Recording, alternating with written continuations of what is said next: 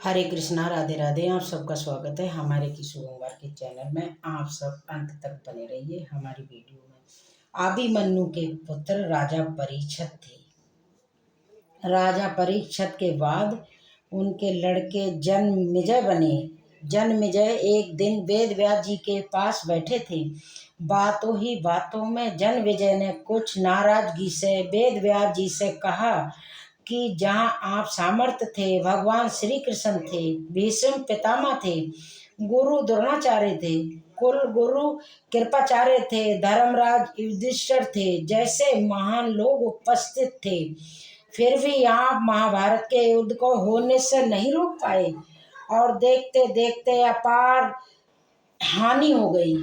यदि मैं उस समय रहा होता तो अपने पुरुषार्थ से किसी विनाश को होने से बचा लेता। अहंकार से भरे जन्मेजय के शब्द सुनकर व्यास जी शांत रहे। उन्होंने कहा, पुत्र, अपने पूर्वजों की क्षमता पर शंका ना करो। यह विधि द्वारा निश्चित था जो बदला नहीं जा सकता था। यदि ऐसा हो सकता था तो श्री कृष्ण में इतनी सामर्थ्य थी, वे युद्ध को रोक सकते थे।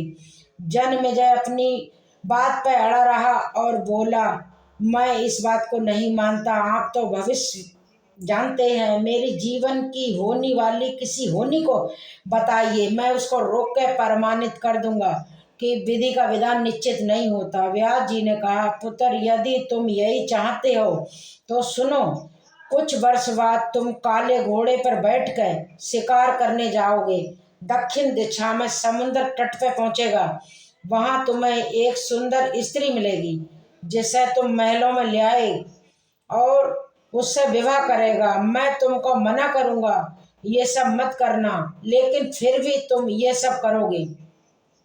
इसके बाद उस लड़की के कहने पर तू यज्ञ करेगा। मैं तुम्हें आज ही चेता रहा हूँ। उस यज्ञ को तुम वृद्ध ब्राह्मणों से कराना, लेकिन वो यज्ञ तुम युवा ब्राह्मणों से कराओगे। और जन्मेजय ने हंसते हुए व्यास जी की बात को काटते हुए कहा कि मैं आज के बाद काले घोड़े पर नहीं बैठूंगा। तो ये सब घटनाएं घटेंगी नहीं। व्यास जी ने कहा कि ये सब होगा, और अभी आगे की सुन। उस यज्ञ में एक ऐसी घटना घटित होगी कि तुम उस रानी के कहने पर उस युवा ब्राह्मणों को प्राण दंड दोगे, जिससे तुम्हें ब्रह्म हत्या का पाप लगेगा और तुझे कुष्ठ रोग होगा, और वही तेरी मृत्यु का कारण बनेगा। इस घटनाक्रम को रोक सके तो रोक लो। वेद व्यास जी की बात सुनकर जन्मेजय ने एहतियात बस शिकार पर जाना छोड़ दिया। जब होनी का समय आया, उसे शिकार पर जाने की बलवती इच्छा हुई। उसने सोचा कि काला घोड़ा नहीं लूंगा। उस दिन उसको अस्तबल में काला ही घोड़ा मिला। तब उसने सोचा कि चलो, मैं दक्षिण दिशा में नहीं जाऊंगा, परंतु घोड़ा और नियंत्रण होकर दक्षिण दिशा की ओर गया और समुद्र तट पे पहुंचा। वहां पर उसने एक स्त्री को देखा और उस पर मोहित हो गया। जन्मेजय ने सोचा कि इसे लेकर मैं महल में तो जाऊंगा, लेकिन शादी नहीं करूंगा, परंतु उसे महलों में ला के उसके प्यार में पड़ के उससे विवाह भी कर लिया। फिर रानी के कहने से जन्मेजय द्वारा यज्ञ भी किया गया। उस यज्ञ में युवा ब्राह्मण रानी पर हंसने लगे। रानी क्रोधित हो गई और रानी के कहने पर राजा जन्मेजय ने उन्हें प्राणदंड की सजा दी। फलस्वरूप उसे कोढ़ हो गया। अब जन्मेजय घबरा गया और तुरंत व्यास जी के पास पहुंचा और उनसे जीवन बचाने के लिए प्रार्थना करने लगा। व्यास जी ने कहा कि एक अंतिम अवसर तेरे पास, एक प्राण बचाने का और देता हूँ। मैं तुझे महाभारत की हुई घटना का श्रवण कराऊंगा, जिससे तुझे श्रद्धा और विश्वास के साथ सुनना है। इससे तेरा कोढ़ मिट जाएगा। परंतु यदि अगर किसी प्रसंग पर विश्वास नहीं करा तो मैं महाभारत का प्रसंग रोक दूंगा और फिर भी मैं तेरा जीवन नहीं बचा पाऊंगा। याद रखना, अब तेरे पास ये अंतिम अवसर है। अब तक जन्मेजय को व्यास जी की बातों पर पूरा विश्वास हो चुका था, इसलिए वो पूरी श्रद्धा और विश्वास से कथा श्रवण करने लगी। व्यास जी ने कथा आरंभ करी और जब भीम के बल के प्रसंग सुनाए जिसमें भीम ने हाथियों को अंतरिक्ष में उछाला था।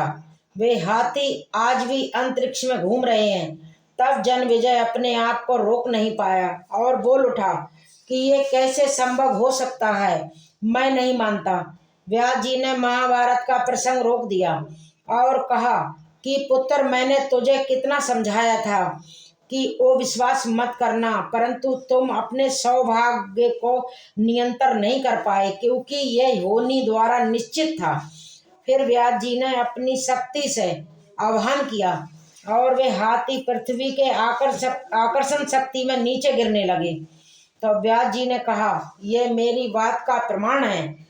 जितनी मात्रा में जन्मेजय ने श्रद्धा विश्वास से कथा श्रवण की, उतनी मात्रा में उस कुष्ठ रोग से मुक्त हुआ, परंतु एक बूंद रह गया और उसकी मृत्यु का कारण बना। पहले बनती है तकदीरें, फिर बनते हैं शरीर। कर्म हमारे हाथ में है, लेकिन उसका फल हमारे हाथों में नहीं है। गीता के 11वें अध्याय में 33वें श्लोक में श्री कृष्ण अर्जुन से कहते हैं, उठ खड़ा हो और अपने कार्य द्वारा यश प्राप्त कर। यह सब तो मेरे द्वारा पहले से ही मारे जा चुके हैं। तू तो केवल निर्मित बना है, होने को टाला नहीं जा सकता।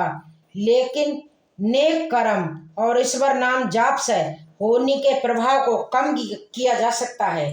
अर्थात रोग आएंगे परंतु पीड़ा नहीं होगी। जय श्री कृष्ण, जय श्री कृष्ण। हरे कृष्ण, हरे